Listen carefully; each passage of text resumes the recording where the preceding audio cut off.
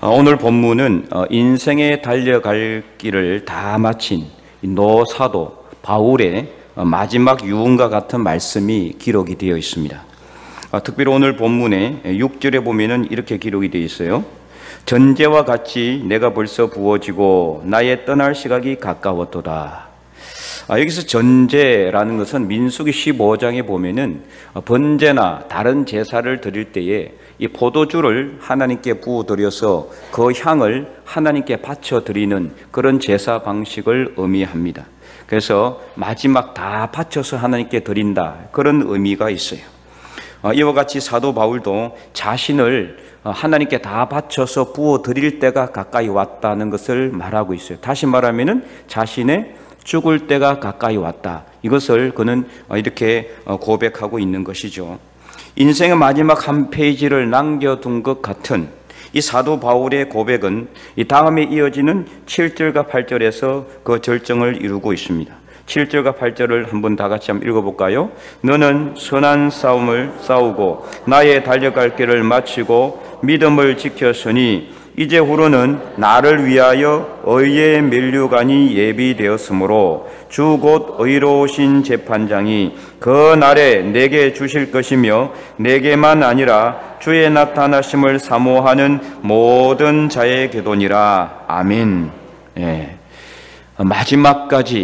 마지막까지 선한 싸움을 싸우고 믿음을 지킨 이 사도 바울, 인생의 마지막에 서 있는 이 위대한 노사도의 믿음과 확신은 오늘 이 시대 절망과 좌절 가운데 살아가고 있는 많은 사람들에게 새로운 소망과 용기를 주는 말씀이기도 합니다.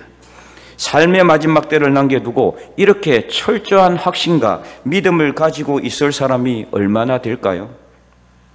저는 오늘 우리 모두가 바로 이런 사도 바울 같은 믿음과 확신으로 이 세상 마지막 때를 준비하는 하나님의 거룩한 백성들이 다 될 수 있기를 간절히 소망합니다.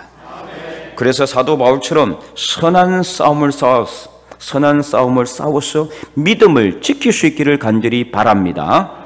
그래서 우리를 위하여 예비된 의의 면류관, 어떤 면류관입니까? 생명의 면류관, 구원의 면류관을 다 받을 수 있는 저와 여러분이 될 수 있기를 간절히 축원드립니다.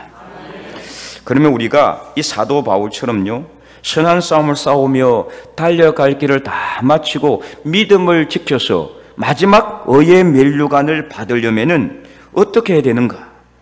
구체적으로 어떤 삶을 살아야 되는가? 어떻게 살아야 될까요? 말씀을 전파하는 삶을 살아야 하는 것입니다. 그래서 오늘 본문 2절 전반절 이렇게 기록되어 있어요. 우리 다 함께 큰 목소리로 읽겠습니다. 너는 말씀을 전파하라. 아멘. 이 사도 바울은 믿음의 아들 디모데에게 말씀을 전파하라고 명령하고 있어요. 이 명령은 단순히 사도 바울의 개인적인 명령이 아닌 것을 알 수가 있는데, 바로 1절에 보면 이렇게 기록되어 있죠. 1절, 하나님 아까 살아있는 자와 죽은 자를 심판하실 그리스도 예수 앞에서 그가 나타나실 것과 그의 나라를 두고 엄히 명하노니. 첫째는 하나님 앞에서 명령하고 있어요. 둘째는 예수 그리스도 앞에서, 그것도 그냥 예수 그리스도가 아니라 산자와 죽은 자를 심판하실 예수 그리스도 앞에서 하나님의 나라와 그의 나타나실 것을 두고 엄히 명한다라고 명령하고 있어요. 다시 말해서 사도 바울은 이것을 그냥 자기의 사사로운 개인적인 명령이 아니라 하나님의 이름과 이 땅에 다시 오실 심판하실 재림주인 예수 그리스도의 이름으로 명령하고 있다라는 거예요. 그래서 엄히 명하노니라고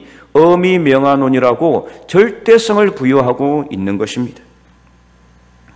이는 구약과 신약 성경 66권의 약속이 되어 있는 하나님의 나라와 이 땅에 다시 오실 예수 그리스도 앞에서 우리가 무조건 절대적으로 반드시 지켜야 될 명령이라는 것을 강조하고 있는 거예요. 그래서 사도 바울은 엄히 명한다라고 이렇게 끝없이 이 말씀 전파, 전도의 사역이 얼마나 중요한가를 강조하고 있어요. 우리가 그러면은 언제 이 하나님의 말씀을 전해야 합니까? 계속해서 2절 말씀을 보면은 이렇게 기록이 되어 있습니다. 우리 읽었지만 다시 한 번 더 읽어볼까요? 너는 말씀을 전파하라. 때를 얻든지 못 얻든지 항상 힘쓰라. 범사에 오래 참음과 가르침으로 경책하며 경계하며 권하라. 아멘. 그렇습니다. 우리가 이 말씀을 전하는 것은 때가 있는 게 아니에요. 때를 얻든지 못 얻든지 전하라고 분명히 말씀하고 있어요. 하나님 말씀을 전할 때가 있다라고 우리는 생각할지 모르겠습니다. 그래서 적당한 때가 오면은 적당한 기회가 오기를 기다리고, 그래서 여건과 환경이 되면은 내가 열심히 전도도 하고 말씀을 전하겠다. 여러분 그렇게 생각할지 모르겠습니다. 그러나 과연 그 때가 올까요? 그러나 그 때는 안 옵니다. 와도 늦습니다. 우리가 하나님의 말씀을 전하는 것은요, 때가 때로 필요한 게 아니에요. 시간과 장소가 필요하지 않아요. 언제든지 우리가 하나님의 말씀을 전할 수 있어야 됩니다. 그래서 때를 얻든지 못 얻든지 전하라고 명령하고 있는 거예요. 기다린다고 해서 좋은 때가 온다는 것이 아니라는 겁니다. 오히려 더 상황이 악화될 수도 있다는 것을 알아야 돼요. 점점점 사람들은요, 더 많이 교회에 대해서 알아가고 있고 더 많이 교회에 대해서 알려지고 있어요. 수많은 정보들이 인터넷상을 떠돌아다니고 있잖아요. 스마트폰 하나만 켜면은 어떤 교회에 누가 어떤 일을 했는지까지 다 나와요. 그래서 오히려 옛날에는 이 스마트폰이 없었고 인터넷도 없었던 시대에는 오히려 전도하기가 더 쉬웠어요. 모르니까 교회 가자고 하면 그냥 따라왔어요. 근데 지금은 안 그렇습니다. 오히려 우리보다 더 교회를 더 잘 알아요. 어떤 사람들은요, 우리 교회 다니는 사람들보다 더 성경 지식이 해박한 사람들도 있어요. 교회 다니지도 않았는데 성경 1독 2독 한 사람들이 있단 말이에요. 그런데 평생을 교회를 다니면서도 성경 1독도 안 해본 사람들이 많이 있지 않습니까? 우리가 할 말이 없는 거죠. 그러니 시간이 갈수록 더욱더 상황은 더 안 좋아질 수밖에 없어요. 이것은 뻔한 일입니다. 여러분, 농사를 하면은 가장 힘든 게 뭡니까? 우리 요즘은 비닐을 덮지만은 그냥 노지에다가 농사를 지으면은 가장 힘든 일이 잡초 뽑는 거죠. 잡초. 뿌리지도 않았는데, 내가 씨를 뿌리지도 않았는데 어느새 싹이 나고 막 이렇게 막 커가는 걸 보면은 참 신기해요. 뿌리지도 않고 물도 안 주는데 어떻게 잡초는 그렇게 생명력이 강한지 몰라요. 뽑아도 또 나고 뽑아도 또 납니다. 그렇게 이 들판에 있는 잡초조차도 이렇게 끈질긴 생명력을 유지하려고 무진애를 쓰고 그렇게 살아가는 그 생명력이 있는데, 하물며 하늘과 땅의 권세를 가지시고 이 만물을 지으신 하나님의 말씀이 뿌려진다라면은, 하나님의 말씀이 심겨지면은 그 말씀이 어떻게 싹이 나지 않고 열매를 맺지 않겠습니까, 여러분?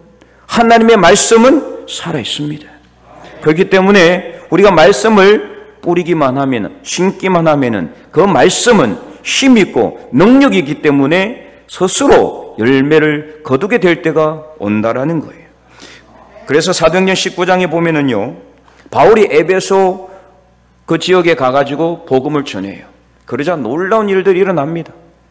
병이 떠나가고 악기가 떠나가고 귀신이 물러가고 사람들이 막 와서 자복하고 통회하면서, 그리고 또 어떤 일이 일어났느냐, 마술을 행하던 사람들이 마술책을 다 가지고 와서 불사르는데 그 가치가 약 은 5만이나 되었다라, 이렇게 기록하고 있어요. 은 5만은 오늘날로 환산을 하면 정확하게 환산할 수는 없지만 50억 정도 된다고 볼 수 있어요. 어마어마한 거죠.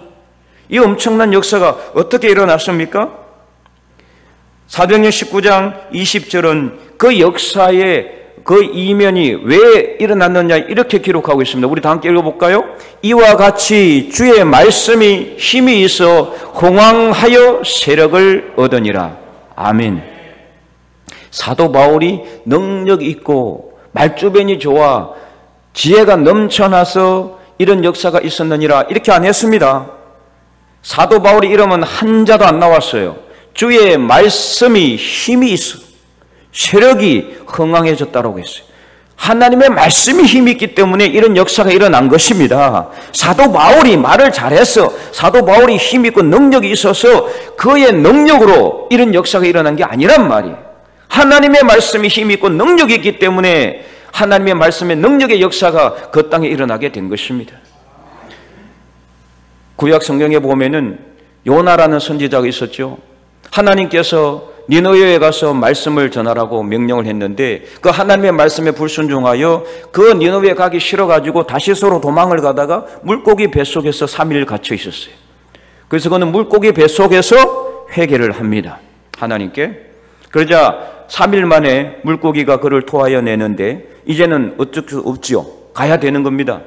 그래서 그는 니느웨로 가서 거기서 회개의 말씀을 전합니다. 그런데 그 니느웨는 당시 아수르의 수도였어요. 아수르는 이스라엘을 끝없이 괴롭힌 이방 민족이었죠. 북이스라엘이 아수르에게 멸망을 당했어요. 그래서 어쨌든 이 아수르는 정말 이 요나가 가기 싫은 땅이었어요. 원수의 나라에 가서 복음을 전하라고 하니까 마음이 별로 안 좋은 거죠. 그래서 그는 3일 동안 돌아다니면서 3일 동안 다니면서 복음을 전해야 될 그 땅을 하루만 딱 다니면서 아주 불성실하게 하나님의 말씀을 전했어요. 어떤 일이 일어났습니까? 어마어마한 역사가 일어났습니다. 남녀노소 모든 사람들이 회개하고 금식을 하나님 앞에 하면서 울면서 통회하는 그런 역사가 일어난 거예요. 왕이 나중에 선포를 하는데 다 금식을 하라. 그런데 누구까지 금식을 시킵니까? 짐승까지 금식을 하라고 했어요. 짐승까지. 짐승들도 굵은 베옷을 입고 금식하라. 그래서 하나님께서는 그 땅에 내리고자 하는 재앙을 거두어 드립니다. 여러분, 이렇게 불성실하게 전한 요나의 입에서 나오는 하나님의 말씀도 힘이 있고 능력이 있어서 그 땅의 모든 백성들이 다 회개하는, 짐승들까지도 금식하는 그런 역사가 일어나는데, 오늘 이 시대 우리가 정말 마음을 다해서 뜻을 다해서 간절하게 기도하여 하나님의 말씀을 전한다면 어떤 역사가 일어나겠습니까? 기적의 역사가 일어날 줄 믿으시기 바랍니다. 하나님의 말씀은 그처럼 힘이 있습니다. 능력이 있습니다. 그래서 히브리서 4장 12절은 이렇게 말씀하고 있어요. 하나님의 말씀은 살아있고, 다 함께 읽어볼까요? 하나님의 말씀은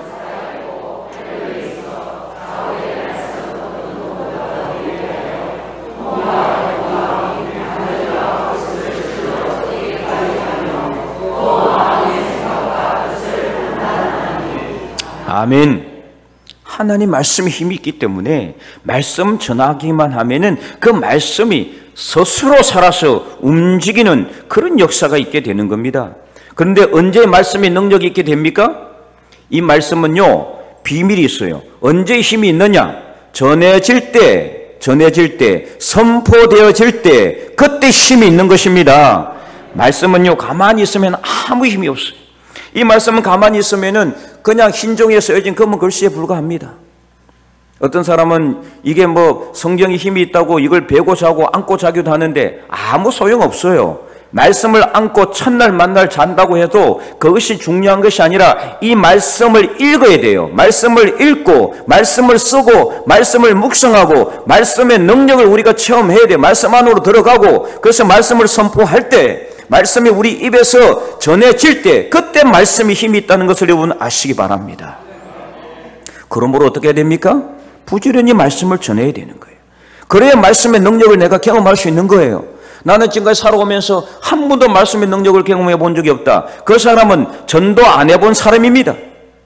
하나님의 말씀대로 살았다면 전도를 했을 것이고 말씀을 전했을 것이고 분명히 그 말씀은 나중에 역사했을 것입니다. 지금 당장은 아니라 할지라도 때가 되면은 싹이 나고 열매를 맺을 때가 온다라는 거예요. 이처럼 우리 하나님의 말씀은 힘이 있어요. 그래서 우리는 때를 얻든지 못 얻든지 항상 힘쓰면서 말씀을 전하기를 우리는 우리 삶 속에서 실천해야 되는 거예요. 그래서 이 말씀이 전해지는 곳마다 귀신이 물러가고 병마가 사라지고 문제도 해결되고 우리 삶 속에 놀라운 하나님의 영광이 넘쳐날 수 있는 저와 여러분의 삶이 되시기를 간절히 축원드립니다. 특별히 우리가 하나님의 말씀을 전할 때 2절 후반절 말씀처럼요, 항상 힘쓰고 오래 참아야 돼요. 오래. 한 번 전했다고 해서 다 되는 게 아니에요. 한 번 전한다고 해서 안 된다 하면은 포기하고, 그런 사람들 너무 많아요. 내 말씀을 전했더니 거절하더라. 그래서 이제 아예 안 되겠다. 그냥 아예 지레짐작 포기하고 그냥 실망하고 중단하면 안 되는 겁니다. 말씀을 전하고 또 전하고 끝없이 말씀을 전해줘야 돼요. 그 사람이 싫어하고 성을 낼 때까지, 그때까지 우리가 말씀을 전해야 되는 거예요. 그래야 한 생명이 영혼이 구원을 받을 수 있어요. 한 사람의 생명을 살리는데 우리가 정말 너무나 쉽게 그렇게 하려고 해서는 그거는 잘못된 겁니다. 엄청난 수고와 헌신과 노력이 필요해요. 땀이 필요해요. 수많은 욕을 얻어먹으며 많은 거절을 당하고 많은 수모를 당하고 많은 멸시를 당하면서까지도 우리가 하나님 말씀을 전해야 돼요. 왜 그렇습니까? 예수님께서 이 땅에 오셔서 우리에게 구원을 주시기 위해서 얼마나 많은 수모와 멸시와 조롱과 모욕을 당했습니까? 우리도 예수님을 따른다라고 하면은 그런 욕을 얻어먹는 것, 멸시를 당하는 것, 기쁨으로 여겨야 되는 거죠. 그것이 두려워서 말씀 전하는 것을 중단하면 안 되는 거예요. 그래서 한 번 전하고 그냥 포기하면 안 되는 겁니다. 끝없이 말씀을 전해야 돼요. 농부가 이런 봄에 씨를 뿌리고 그 다음날 열매 맺기를 기다리는 농부가 있습니까? 어리석은 농부죠. 씨를 뿌리면 어떻게 됩니까? 시간이 지나야 뿌리를 내리고 싹을 내게 되는 겁니다. 그리고 잘 가꿔야 되죠. 물도 주고, 그래서 새가 와서 그 씨앗을 물어가지 않도록, 먹지 않도록 관리도 해줘야 되는 거예요. 마찬가지 우리가 말씀을 전하고 나서는 그 말씀이 그 사람 안에서 잘 자랄 수 있도록 어떻게 됩니까? 끝없이 기도해야 되는 거예요. 그래서 사탄 마귀가 와서 그 사람 안에 뿌려진 말씀을 훔쳐가지 아니하도록, 그 마음을 도적질하지 아니하도록 그렇게 우리는 끝없이 그 사람 위해서 기도하라 이 말이에요. 그래서 우리가 오늘 2차 작정주의를 하는 이유도 그것입니다. 1차 작정주의를, 오늘도 2차 작정주의를 통해서 우리가 마음으로 작정하고 그 사람 위해서 계속 기도해야 되는 거예요. 전하고 기도하고 끝없이 우리가 이 땅에서 호흡이 끊어지는 그날까지 우리는 이 일을 계속해야 돼요. 바로 그것이 우리의 사명이란 말이에요. 그래서 말씀을 전하는 것도 우리는 관리가 필요한 겁니다. 끝없이 기도해 줘야 됩니다. 그래서 때로는 오늘 2절 말씀처럼요, 가르쳐 줘야 돼요. 모르니까 가르쳐 줘야 되는 거죠. 예수 믿어야 구원받을 수 있다. 예수 믿어야 천국 간다. 너 지금 예수님 안 믿으면 지옥 간다. 이걸 가르쳐 줘야 돼요. 예수님은 우리를 위해서 십자가 못 박혀 돌아가셨다. 예수님은 우리 생명의 주인이다. 예수님을 믿기만 하면 구원받는다. 이걸 가르쳐 줘야 되는 거죠. 어려운 수학 공식 가르쳐 주는 게 아니잖아요. 어려운 물리 법칙을 갖다가 그들에게 설명하는 게 아니에요. 그냥 단순하게 예수님이 어떤 분인지를 가르쳐 주고 교회로 오면은 구원의 문이 열려 있다는 것도 가르쳐 줘야 되는 겁니다. 그리고 때로는 경책하며 경계해야 돼요. 경책하고 경계하라는 것은 책망하고 질책하라는 뜻이에요. 여러분, 우리가 말씀을 전했는데 아무리 전해도 안 받아들이면 책망도 할 수 있어야 되는, 질책도 할 수 있어야 돼요. 너 이렇게 하면 죽는다. 왜 이렇게 말을 듣지 않느냐? 질책할 수 있어야 되는 거예요. 책망도 해야 되는 겁니다. 때로는 권해야 돼요. 부드럽게 다이르기도 하고, 그래서 그 사람을 손을 잡고 같이 교회 가자. 이렇게 권할 수도 있어야 돼요. 이렇게 우리가 부지런히 말씀을 전하고 기도하고 가르쳐주고 경책하고 경계하고 권하는 삶을 살 때에 때가 되면 분명히 하나님의 말씀은 살아있고 활력이 있고 좌우에 나선 어떤 것보다도 예리하여 우리의 영과 혼과 간절과 골수를 찔러 쪼개며 우리의 마음의 생각과 뜻까지도 판단하는 이 하나님의 말씀의 능력의 역사를 여러분 경험하게 될 줄로 믿으시기 바랍니다.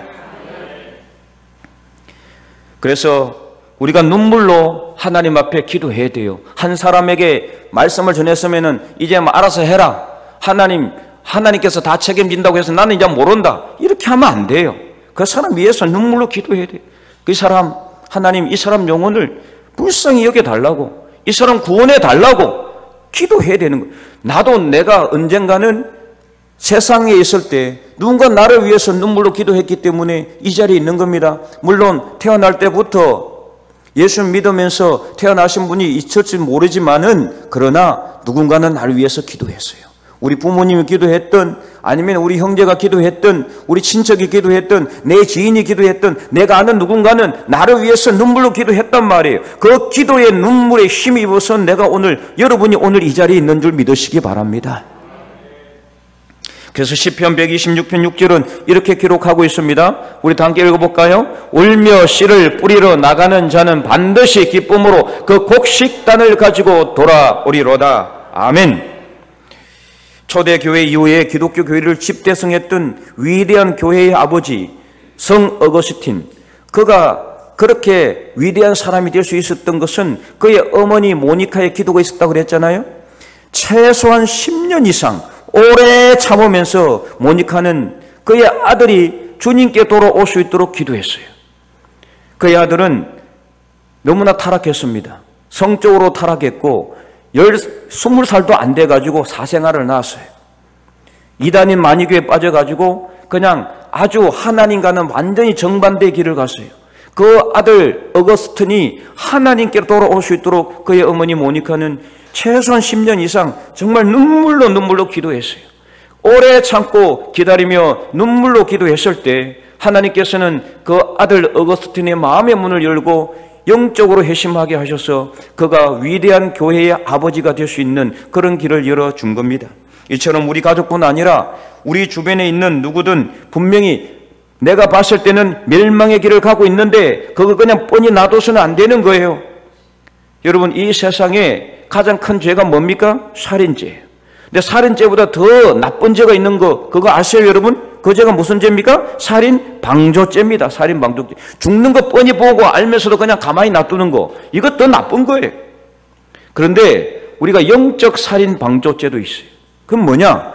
이 사람이 영적으로 분명히 죽어가고 있는 거 알면서도 놔두는 겁니다. 이거 영적 살인 방조죄죠. 하나님 앞에 우리가 영적 살인 방조죄를 짓지 않으려면은 어떻게 됩니까? 때를 얻든지 못 얻든지 말씀을 전하기 바랍니다. 내가 혹시나 저 사람한테 말씀을 전해가지고 전도해서 교회 가자고 이야기했다가 그냥 욕만 얻어먹고 관계나 깨어지고 그냥 우리 관계가 다 흐트러지지 않을까? 여러분, 그것이 걱정이 되고 겁이 나서 혹시나 전도하지 못하고 있습니까? 여러분, 그것이 겁이 나서 죽음의 길을 걸어간 사람을 내버려 두면 안 되는 거예요. 그러면은 영적 살인 방조죄가 되는 거예요. 만약에 여러분 주변에 있는 사람들 중에 누군가 한 사람이라도 여러분에게 책망 한마디라도 받았고 질책이라도 한마디 받았고 혹은 가르침을 받았고 건면하는 말을 받았고 그래서 권하는 말을 한마디라도 받아서 그 사람의 마음이 찔려서 만약에 그 사람이 회개하고 하나님께로 돌아온다면은 누가 기뻐하겠습니까? 하나님께서 최고로 기뻐하는 겁니다. 바로 이것이 잃어버린 양 한 마리를 찾는 그런 기쁨이요 즐거움이에요. 그래서 예수님께서 누가복음 15장에서 비유로 말씀하셨죠. 어떤 한 사람에게 양 100마리가 있었는데 99마리 외에 한 마리가 늘 말씀을 피우는 거예요. 말씀 피운다는 말은 성경에는 없습니다. 이는 그냥 제가 여러분들에게 설명드리는 말이에요. 내가 한 마리가 늘 말씀만 피우고 엇길로 가. 그냥 말도 안 듣고 고집 세고 그냥 이야기해도 잘 안 들어. 주인 이렇게 따라서 잘 따라오지도 않아요. 근데 어느 날 갑자기 그 잃어버린 양 한 마리가 잃어버렸어요. 그래서 어떻습니까? 그 주인이 99마리를 놔두고 그 잃어버린 양 한 마리를 찾기 위해서 물을 건너고 산을 건너고 온 강과 산을 다 헤매면서 그 양을 찾고 찾았다는 거예요. 찾고 찾아다니다가 그 양을 찾으니까 어떻게 했습니까? 기쁨과 즐거움으로 그 양을 어깨에 메고 집으로 돌아와서 모든 동네 사람들 다 불러 모아서 내 잃어버린 양을 찾았으니 우리가 잔치하자. 이게 바로 하나님의 기쁨이란 말이에요. 이것이 바로 잃어버린 양 한 마리를 찾는 하나님의 기쁨이다. 그래서 누가복음 15장 7절은 이렇게 기록되어 있습니다. 우리 다 함께 읽어볼까요? 내가 너희에게 이르노니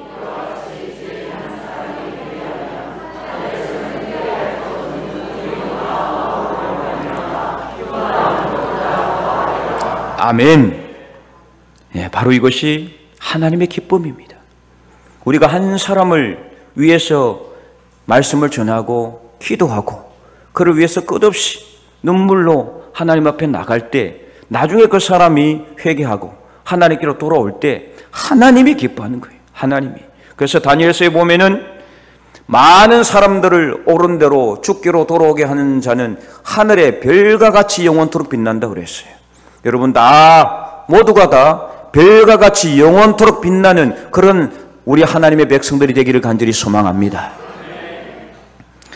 그래서 때가 이르면요, 오늘 본문 3절과 4절 말씀처럼 허탄한 이야기를 지어내고 그래서 거짓말을 하는 그런 거짓 선지자들이 자꾸만 나타나게 돼 있어요. 이단들이 성행한다 이거예요. 지금 벌써 나타나지 않았습니까? 오래전부터 나타났죠. 얼마나 많은 이단들이 지금요, 그들은 얼마나 열심히 전도하고 있는지 몰라요.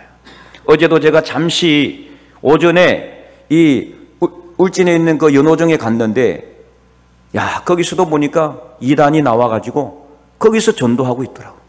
근데 거기서는요, 우리 정통교단 한 사람도 전도하는 거 본 적이 없어요.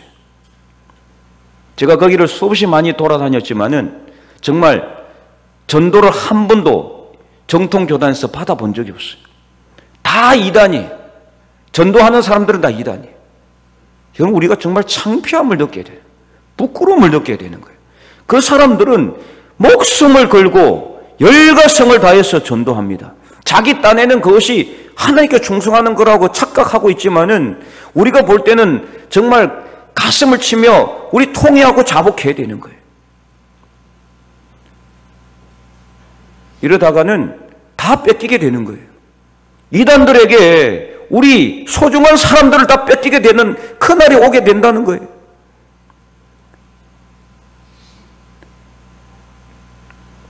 지금 많은 교회들이 그냥 이전에 있었던 우리 선조들이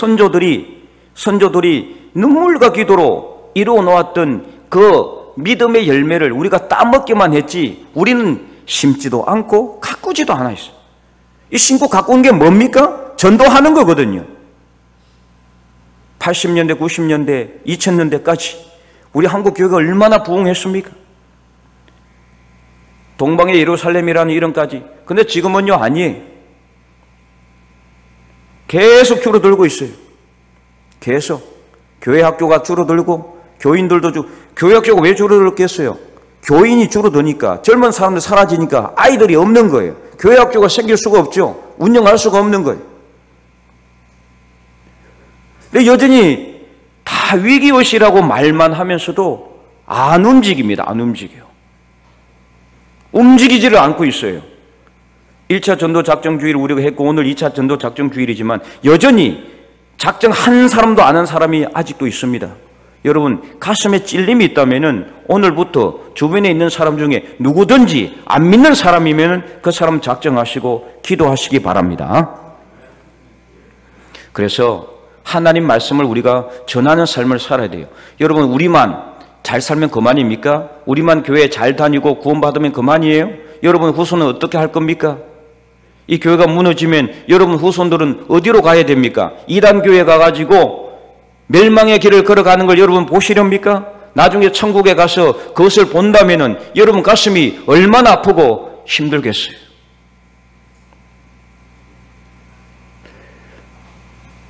한 집사님이 청년에게 복음을 전했어요. 그래서 예수님 믿고 구원 받으세요. 이렇게 이야기했더니 아까 청년이 됐던 아니 구원만 주고 10원은 안 줍니까? 이렇게 하면서 정말 웃을 일이지만은 시비를 걸더니 청년이 나중에는 그냥 욕도 하고 막 나중에 폭행까지 해가지고 그 집사님을 그냥 이렇게 찼어요. 구두발로. 그 여자 집사님이 너무나 가슴이 아파가지고 집으로 돌아오는데 그래도 그 집사님이 감사한 건 뭐냐? 그 청년이 그렇게 막 난동을 부리면서도 그 집사님의 전화번호가 적혀있는 그 전도지는 버리지 않고 구겨구겨 해가지고 자기 호주머니에 넣더라는 거예요.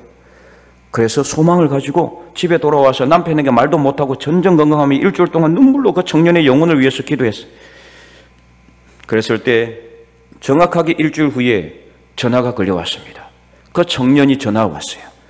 아주머니, 제가 그때 그 아주머니 때린 사람인데 내가 그날 이후로 그냥 한숨도 잠을 못 잤습니다. 왜요? 그랬더니 눈만 감으면 지옥이 떠올라가지고 도저히 잠을 잘 수가 없다는 거예요. 그래서 제발 저 좀 살려달라고. 저 예수님 믿을 테니까 잠 좀 자게 해달라고. 그래서 그 청년이 교회로 와서 예수님을 믿고 신학교까지 갔고 그의 가족 모두가 다 교회 나와서 등록하고 구원받는 놀라운 역사가 일어났다라는 겁니다. 그래서 오늘 본문 5절 말씀처럼요. 그러나 너는 모든 일에 신중하여 고난을 받으며 전도자의 일을 하며 내 직무를 다하라. 우리가 전도하면서 고난 받을지언정 이것이 하나님의 뜻이라면은 나중에 분명히 하나님의 놀라운 말씀의 능력의 역사가 있을 줄 믿고 때를 얻든지 못 얻든지 말씀을 전하는 저와 여러분이 되시기를 간절히 소망합니다. 예수님께서 3년 동안 공생의 기간 3대 사역이 있어요. 첫째는 가르치시는 사역, 둘째는 전하시는 사역, 전도의 사역, 세 번째는 고치시는 사역이었습니다. 그런데 이 3대 사역을 잘 살펴보면은요, 하나의 사역으로 기결되는 것을 볼 수가 있어요. 뭐냐? 가르치시는 사역과 고치시는 사역은 전도하시는 사역과 연결되어 있단 말이에요. 왜냐하면 가르치면은 전하는 거죠. 고치는 것은 그냥 예수님께서 고치지만 않았어요. 병만 고치고 귀신만 쫓아내지 않았어요. 늘 고치고 나서 어떻게 했습니까? 구원을 선포하고 제3을 선포했다 이 말이에요. 그래서 예수님은요, 전도하기 위해서 이 땅에 오셨다라고 말씀하셨어요. 그래서 마가복음 1장 38절 이렇게 기록이 되어 있습니다. 이러시되 우리가 다른 가까운 마을들로 가자. 거기서도 전도하리니 내가 이를 위하여 왔노라. 이를 위하여. 뭐를 위해 왔단 말입니까? 전도하기 위해서 왔다라고 예수님은 분명히 말씀하셨단 말이에요. 그리고 예수님께서는 부활 성천하시기 전에 마지막 제자들에게도 엄하게 명령하셨는데 그 내용이 무엇입니까?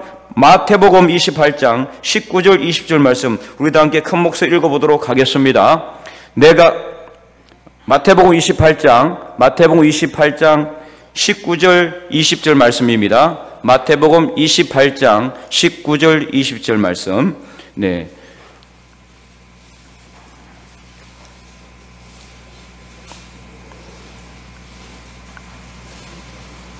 말씀 준비가 안 됐습니까? 19절 20절 시작. 그러므로 너희는 가서 모든 민족을 제자로 삼아 아버지와 아들과 성령의 이름으로 세례를 베풀고 내가 너희에게 분부한 모든 것을 가르쳐 지키게 하라. 볼지어다 내가 세상 끝날까지 너희와 항상 함께 있으리라 하시니라. 아멘. 항상 너희와 함께 있으리라. 예수님은요, 우리에게 그냥 가서 전도만 하라 이렇게 명령하지 않았어요. 우리에게 무엇이라고 약속하셨습니까? 세상 끝날까지 내가 너희와 항상 함께 할 것이다. 그러므로 우리가 말씀을 전하면은 우리 힘과 능력으로 하는 게 아니에요. 예수님이 우리와 함께 하신단 말이에요. 성령께서 우리와 함께 하신단 말입니다. 그러므로 우리는 말씀을 전할 때 우리 걱정할 필요가 없어요. 내가 무엇을 말할지, 저 사람이 나에게 욕을 할지 두려워할 필요도 없습니다. 왜요? 생명의 주인 되신 예수 그리스도께서 나와 함께 하신다고 하시니 무엇이 두렵습니까? 무엇이 겁이 납니까? 전하면 됩니다. 하나님이 함께 하십니다. 성령께서 역사하십니다. 예수 그리스도께서 우리를 도와주실 줄 믿으시기 바랍니다. 그래서 사도 바울은요, 고린도전서 9장 16절에서 이렇게 고백을 했습니다. 내가 복음을 전할지라도 자랑할 것이 없으면 내가 부득불할 일임이라. 만일 복음을 전하지 아니하면은 내게 화가 있을 것이미로다. 여러분, 제가 여러분에게 겁박하기 위해서 이 말을 주는 것이 아닙니다. 사도 바울의 이 결단과 각오를 여러분 배우라는 거예요. 내가 복음을 전할지라도 자랑할 것이 없으면, 사도 바울은 자랑하기 위해서 복음을 전하지 않았지만 저는 여러분에게 말합니다. 여러분 자랑하고 싶어서 전할지라도 그것이 만약에 하나님께 영광이 된다면 자랑하기 위해서라도 전도하시기 바랍니다. 상을 받기 위해서라도 전도하시기 바랍니다. 그래서 부지런히 전하는 거예요. 이랬든 저랬든 전해지는 것은 예수 그리스도이기 때문에 우리가 어떻게 하든 복음을 전하면 되는 겁니다. 그래서 때를 어떤지 못 어떤지 항상 하나님의 말씀을 전해야 되는 것입니다. 지난주에도 말씀을 드렸지만은 점점 이 세상의 끝은 다가오고 있어요.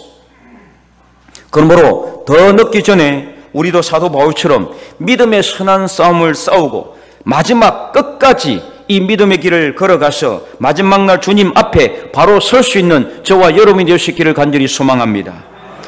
이를 위해서는 말씀을 전할 수 있기를 바랍니다. 때를 어떤지 못 어떤지 항상 힘쓸 수 있기를 바랍니다. 하나님 앞과 산자와 죽은 자를 앞에 두고 예수 그리스도의 그 이름을 걸고 피를 토하는 심정으로 이 전도하라고 말씀을 전파하라고 외치는 노사도 바울의 이 부르짖음을 여러분의 귀에 그냥 들리지 마시고 듣지 마시고 여러분의 심령에 심으시기 바랍니다.